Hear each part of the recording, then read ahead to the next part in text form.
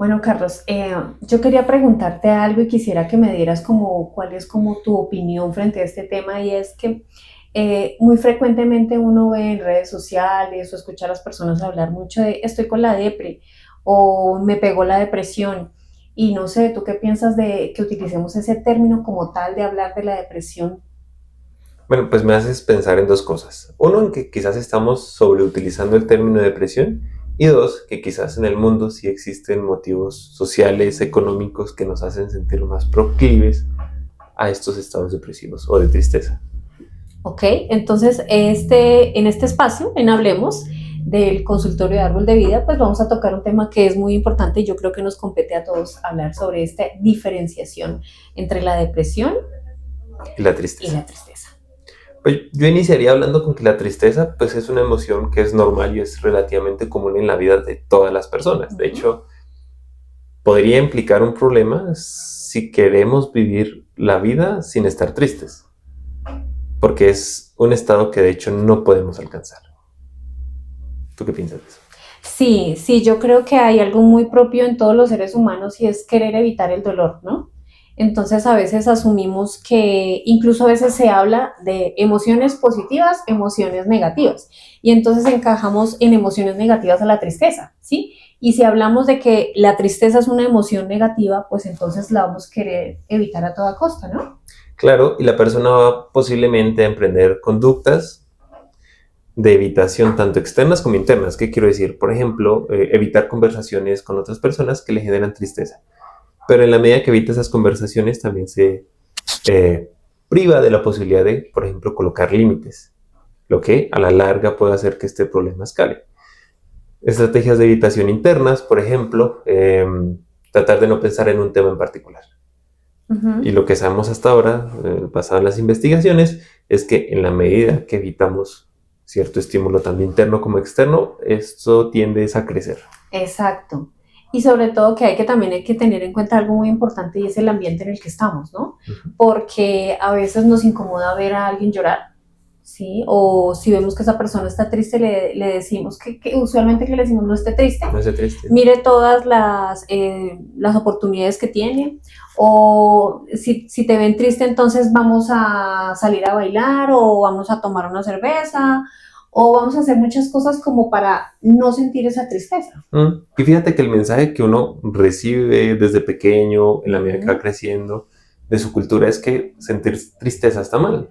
Porque si Exacto, cuando yo me siento triste, mi entorno busca estrategias para sacarme de esa tristeza, exacto. entonces el mensaje que yo recibo es que eso está mal. El tema es que si se vuelve mi única estrategia frente a la tristeza, huirle, pues ya se convierte en un aliciente para un problema psicológico. O sea que podremos estar hablando que de la tristeza podemos escalar a la depresión. Puede empezar con un evento triste, ¿sí? Entonces, resumiendo un poco, decimos que la tristeza es una emoción, una experiencia emocional que es relativamente normal en la vida de todas las personas. Uh-huh. Si ya nos queremos involucrar en depresión, ya podemos empezar a hablar tanto de una experiencia particular que produjo un cambio en la vida, que implica sobre todo la pérdida de actividades que le son valiosas a la persona. Sí. Eh, por poner un ejemplo, eh, la pérdida de una relación. La persona es posible que pierda actividades valiosas, proyecto de vida, recuerdos agradables, ¿cierto? Entonces esta pérdida va a generar tristeza. Que genere o no depresión va a depender, por un lado, de los recursos que tenga la persona para enfrentar esa tristeza, qué otras actividades gratificantes tenga en su vida y qué Uh-huh. tan fácil sea para ella acceder a esas actividades gratificantes. Es común que personas, por ejemplo, muy dependientes de una relación, es decir, que todas sus actividades, Estaban centradas en esa persona. exacto, la persona se va, pues se queda sin actividades, eso hace mucho más probable que la persona se deprima. Pero entonces, para todas las personas que nos están viendo, ¿cómo podemos hacer esa diferenciación? O sea, ¿qué características tiene la tristeza y qué características tendría la depresión para que podamos diferenciarla y en ese orden de ideas también podamos utilizar un lenguaje diferente? Uh-huh. Bueno, primero normalizar la tristeza, ¿sí? Es una experiencia normal que hay que aceptar en la vida. No podemos vivir sin tristeza. Es Y una que es experiencia una normal. emoción que no está permanentemente, sino Es es corto plazo, a ¿sí? corto plazo. Una situación concreta que genera tristeza más a corto plazo.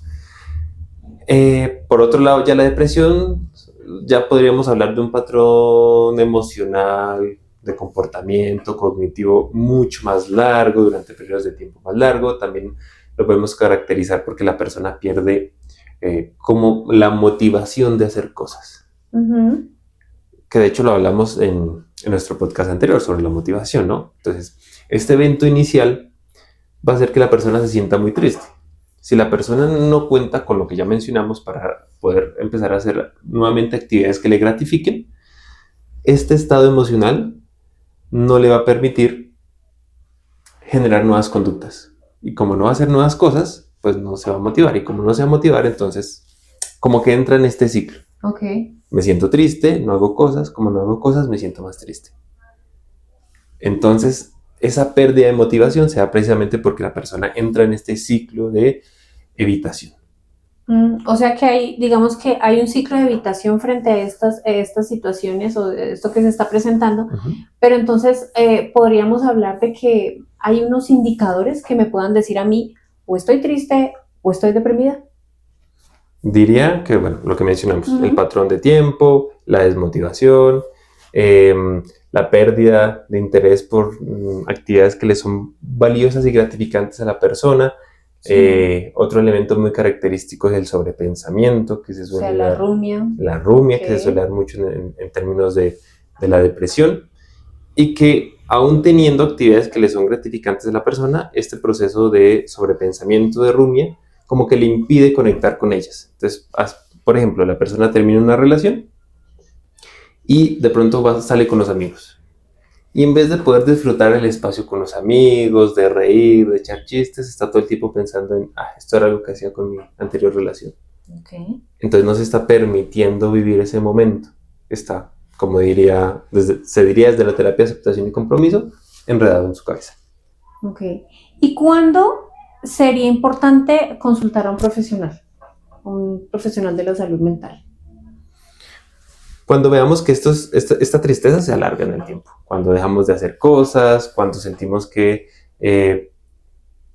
no le encontramos un sentido, un algo valioso a lo que hacemos. Cuando afecta tal vez nuestras relaciones interpersonales, Cuando empieza a nuestro afectar, trabajo. cuando empieza a afectar a muchas áreas de nuestra vida, muchas áreas vitales, nuestro trabajo, como lo mencionas, relaciones, familia, los propios hobbies, las actividades que antes disfrutaba y que ya no, ¿cierto? Entonces ahí son como señales de alerta. ¿A nivel físico se puede identificar si estamos deprimidos?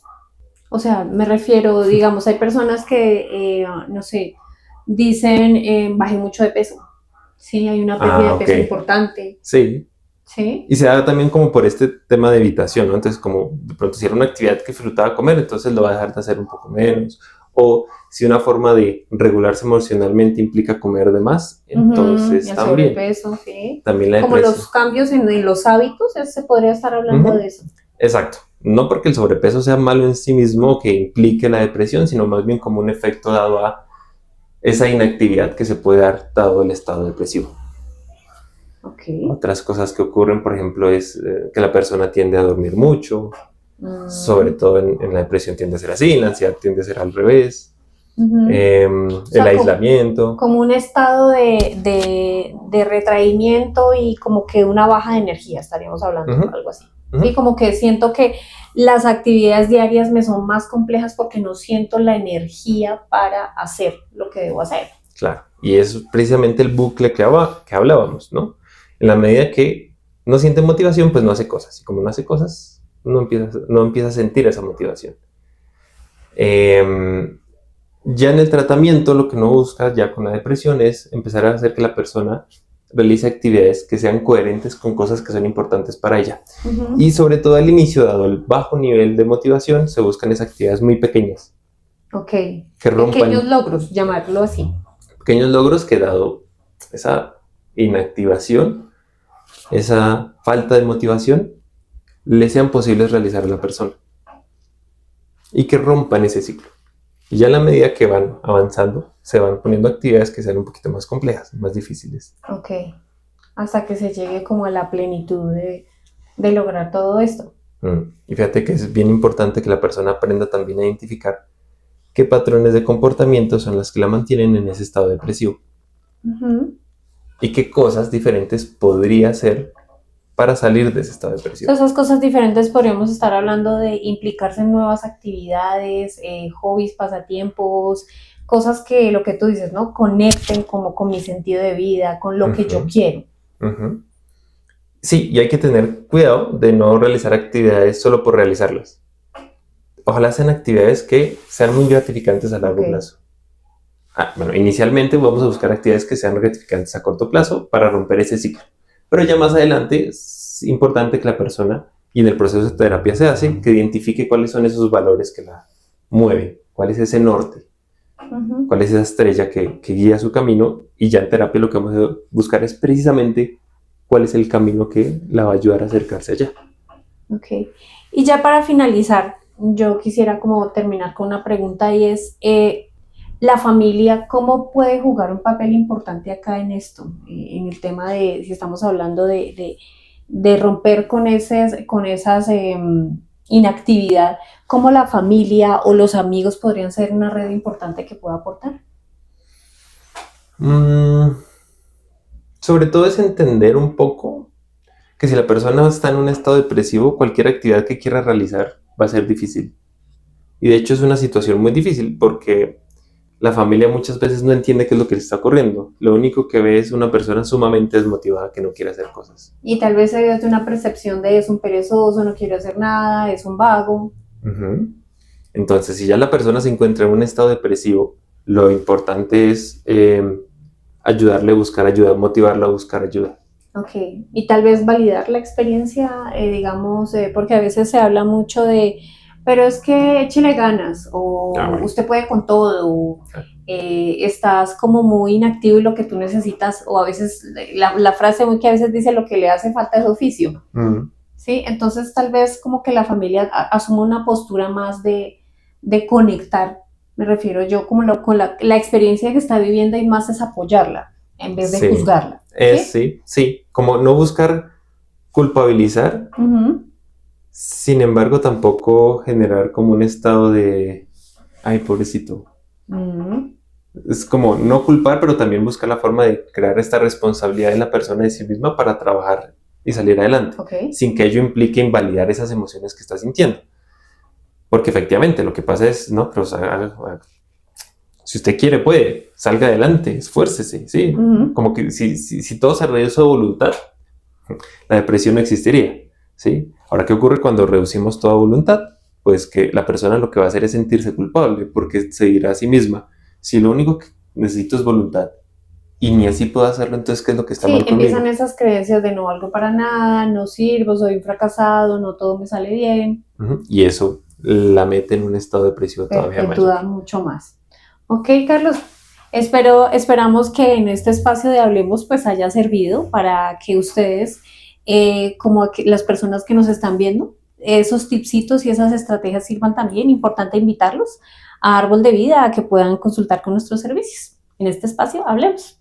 Muchas gracias por vernos. Muchas gracias.